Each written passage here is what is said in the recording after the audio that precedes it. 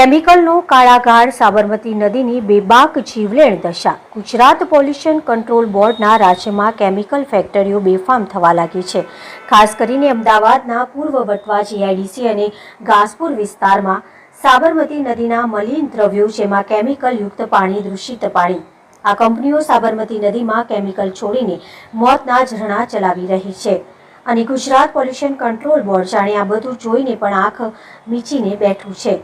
વરસાદી પાણીમાં મિલાવાતા વરસાદી માહોલનો લાભ લઈ કેમિકલ ફેક્ટરીના માલિકો ખુલ્લેઆમ સાવધાની વિના ઝેરી પદાર્થો નદીમાં છોડે છે, છતાં જીપીસીબી તરફથી કોઈ કાર્યવાહી નહીં. શું જીપીસીબી જાણતું નથી કે પછી જાણીને પણ ચૂપ છે કે પછી ભ્રષ્ટાચાર પાછળ છે મોટું ષડયંત્ર? કોમ્યુનિકેટ ગુજરાત ન્યૂઝના આ અહેવાલ બાદ શું ગુજરાત પોલ્યુશન કંટ્રોલ બોર્ડ જાગશે ખરી? સાબરમતી બચાવો, કેમિકલ રોકાવો, જવાબદારી નકારવી હવે શક્ય નથી.